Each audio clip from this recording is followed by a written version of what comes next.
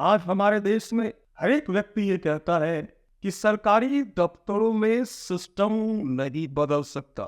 सवाल तो ये है कि ये सिस्टम क्यों नहीं बदल सकता? कौन है इसके पीछे का कारण? हमारा राजनीतिक सिस्टम, पॉलिटिकल सिस्टम, या अफसरशाही, या हम खुद इसके जिम्मेदार? यह बात सोचना। हमारा देश जब आजाद हुआ तो हमारा देश एक लोकतंत्रात्मक गणराज्य के रूप में स्थापित किया गया। संविधान, यहां संविधान सर्वोपरि है और संविधान में लोक कल्याणकारी राज्य का आदर्श को स्वीकार किया गया है। और ये शासन व्यवस्था जो है, विधायिका, कार्यपालिका और न्यायपालिका के तहत पूरे शासन का प्रबंधन किया गया है, जिसका लक्ष्य ही है लोक कल्याणकारी राज्य की स्थापना कर। लेकिन कार्यपालिका का एक स्थायी परमानेंट ऑर्गन कहलाता है ब्यूरोक्रेसी। लेकिन ब्यूरोक्रेसी आज उस स्थिति में नहीं है जिससे लोक कल्याण की भावना जागृत हो सके, लोक कल्याणकारी राज्य की अवधारणा सत्यापित हो सके। ऐसा ब्यूरोक्रेसी आज भारत में नहीं देखा जा रहा है। अफसरशाही अपने उद्देश्य से ही कहीं भटका हुआ प्रतीत होता है। क्या है इसके पीछे का कारण? अगर हम इतिहास को उलट के देखें तो जब राजतंत्र था उस समय भी ब्यूरोक्रेसी जनता पर नियंत्रण स्थापित करने के लिए लाया गया। प्राचीन काल से ब्यूरोक्रेसी आज से नहीं है, प्राचीन काल से ही इसकी जड़ें भारत के अंदर मजबूत है। और ब्रिटिश काल में तो ब्यूरोक्रेसी का एक ही मतलब था, जनता पर कंट्रोल, राष्ट्रवादी भावनाओं को फैलने से रोकना और जनता से मैक्सिमम टैक्स वसूलना। एकमात्र उद्देश्य था ब्रिटिश काल, जिसका 200 वर्षों तक भारत पर शासन रहा। तो ब्यूरोक्रेसी यहाँ के पर्यावरण में एक अलग बात ही कहता है।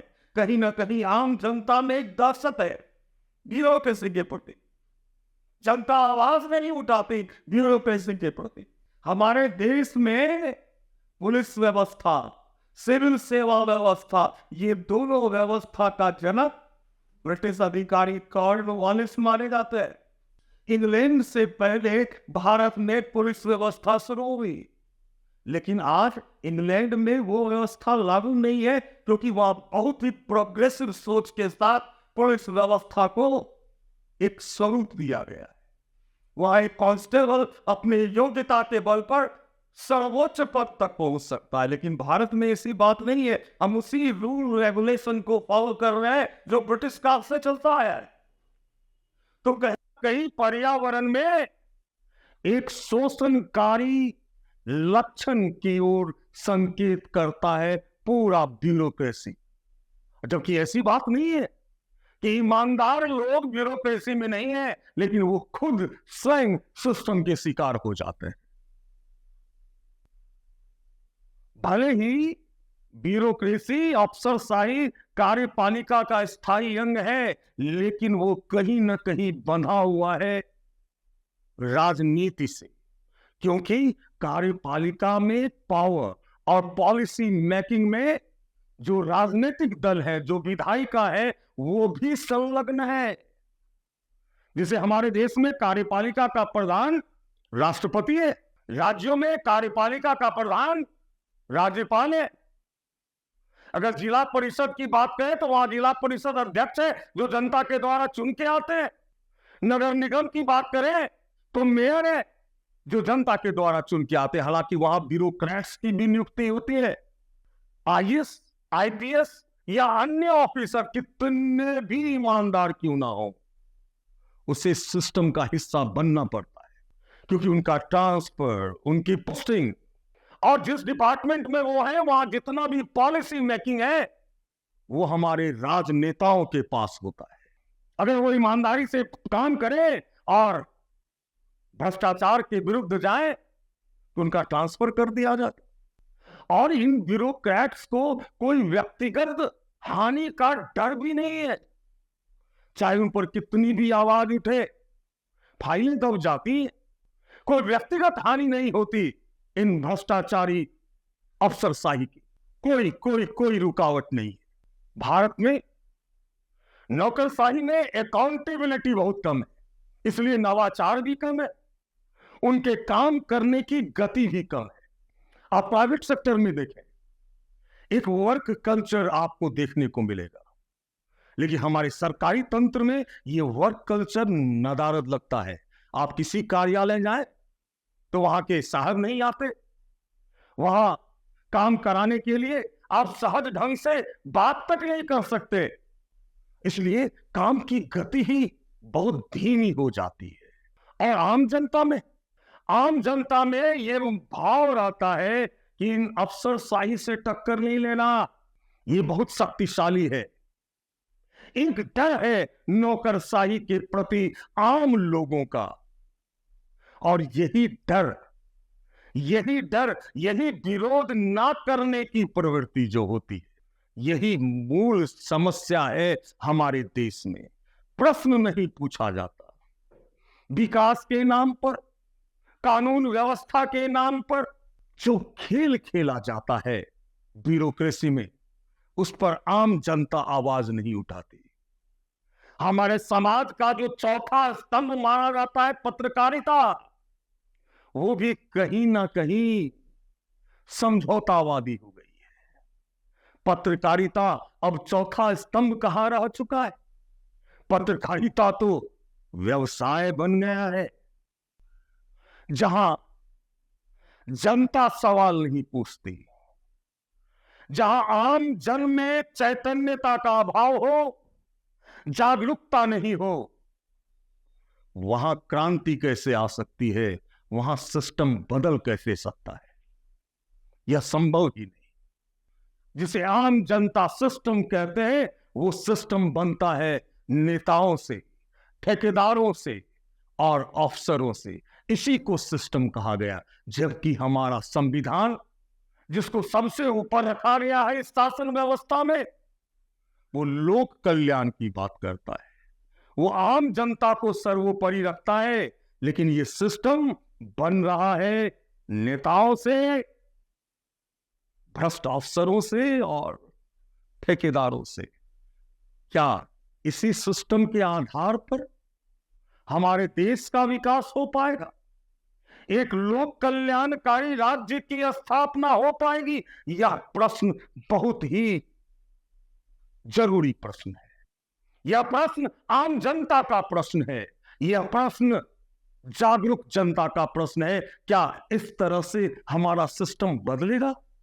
कदापि नहीं। ये जो गठजोड़ है ना, इस सिस्टम का गठजोड़ नेताओं का, अफसरों का, ठेकेदारों का, यही तो पैसा बनाता है। इसी के आधार पर ट्रांसफर पोस्टिंग होती है, यही लोग इस देश को चला रहे हैं। कभी हमारे देश के एक यशस्वी प्रधानमंत्री ने बताया था कि हम अगर 1 रुपया केंद्र से भेजते हैं तो वो जनता तक पहुंचते पहुंचते 10 पैसा हो जाता है। तो ये 90 पैसा कहां गया जो जनता पर खर्च होना था?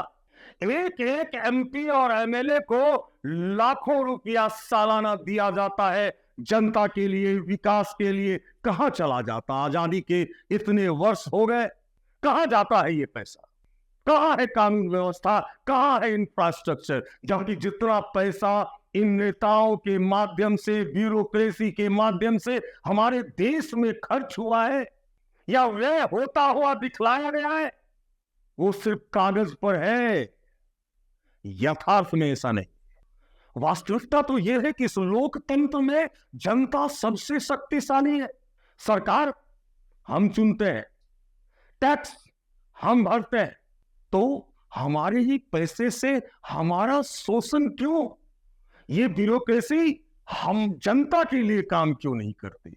यह प्रश्न हमारे देश में कोई नहीं पूछता। वो सीधे बोलता है जनता, अरे काम करवा लो, कुछ ले दे के काम करवा लो, इस सिस्टम के विरुद्ध हम क्यों लड़े? और यही सोच हमारे संतति के लिए, भारत की अस्मिता के लिए, भारत के भविष्य के लिए एक दुरूह स्थिति पैदा करने वाली है। इस तथ्य से, इस यथार्थ सत्य से हम दूर होते जा रहे हैं।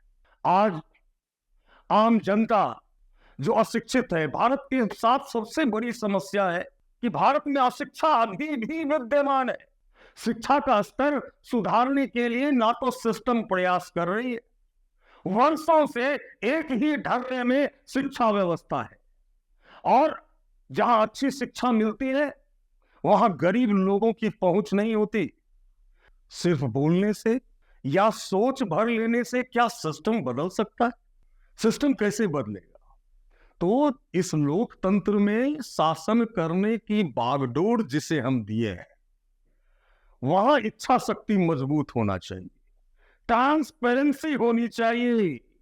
जितने भी फाइल हैं, जितने भी पॉलिसी मेकिंग है, वो जनता के बीच सार्वजनिक कर दो, टेक्नोलॉजी की मदद दो। और ये टेक्नोलॉजी भ्रष्टाचार से सिस्टम को अलग कर सकता है। और जो जनता की खुशी है, आरटीआई एक्ट है, सोशल मीडिया है, इन सब के माध्यम से भी आम जनता को जागरूक करना होगा। ये सिस्टम बिना राजनीतिक इच्छा शक्ति के, ईमानदार ब्यूरोक्रेसी के और आम जनता के जागरूकता के, ये तीन जो पिलर्स हैं ना, ये जरूरी है सिस्टम को दुरुस्त करने के लिए। एक तरफ तो लोक कल्याणकारी राज्य की अवधारणा आप बोलते हैं, और दूसरी तरफ भ्रष्टाचार इतना अधिक हो चुका है, सिस्टम इतना अधिक करप्ट हो चुका है कि अनेक अनैतिक कार्य कृत्य इस देश में होते रहते हैं। और ये सारा सिस्टम बिना राजनीतिक इच्छा शक्ति के, बिना जनता के जागृति के, बिना ईमानदार नौकरशाही के नहीं बदल सकता, कभी नहीं बदल सकता। ये दायित्व तो आम जनता का भी है, क्योंकि हम लोग कहीं ना कहीं नियतिवादी हो जाते हैं। ये बहुत बड़ी दुविधापूर्ण स्थिति है भारत में। हर एक चीज को नियति मान लेना, चाहे वो राजनीतिक स्वरूप हो, आर्थिक स्वरूप हो या अफसरशाही का स्वरूप हो। हम लोग मजबूर नहीं है कि इस सिस्टम को, या सिस्टम जिस रूप में है उसे नियति मान लिया जाए। सवाल तो यह है कि क्या हमको सिस्टम बदलना चाहिए, या नियतिवादी होके हम ये सोचे कि चलो आगे चलकर सिस्टम ही हमें बदल देगा, हम खुद सिस्टम के अनुरूप हो जाए, जैसा कि हम हो रहे हैं, जैसा कि हम हो चुके हैं। ये सच्चाई है कि इस तरह के सिस्टम से कभी जो संविधान की जो मूल आत्मा है, लोक कल्याणकारी राज्य की स्थापना करना, वो कभी चरितार्थ नहीं हो सकता। आम जनता इसी तरह से शोषित और वंचित होती रहेगी इस सिस्टम के कारण। हमें सिस्टम बदलना होगा। हमें ऐसे राजनीतिज्ञों को देखना होगा जिसके अंदर इच्छा शक्ति हो इस सिस्टम बदलने की। अफसरशाही पर जो शिकंजा कसा हुआ है, उस शिकंजे के विरुद्ध भी आवाज उठानी होगी लोगों को, क्योंकि ये तो लोकतंत्र है भाई। लोकतंत्र में सारी शक्ति जनता के पास ही निहित है। तो क्या आप इस सच्चाई को स्वीकार करते हैं? ये वीडियो आपको कैसा लगा हमें निश्चित रूप से बताएं, कि हमारा उद्देश्य है कि उन सच्चाइयों को आपके सामने उद्घाटित करना जिसे आप जानबूझकर, जानते हुए भी नकारते आए हैं। आप और हम अपनी रिस्पॉन्सिबिलिटी से दूर नहीं हो सकते। हमारा कर्तव्य सिर्फ स्वयं के प्रति नहीं है, बल्कि इस देश, इस समाज के प्रति भी है। तो आइए मिलकर हम इस सच को स्वीकार करें और भविष्य के लिए एक सुंदर भारत का निर्माण करें। ऐसा भारत जहां विधायिका, कार्यपालिका और न्यायपालिका का स्वरूप एक लोक कल्याणकारी राज्य के स्थापना के लिए हो। अगले वीडियो में हम लोग जल्द ही मिलेंगे एक नए सच के साथ। तब तक के लिए बहुत बहुत धन्यवाद। Thank you so much.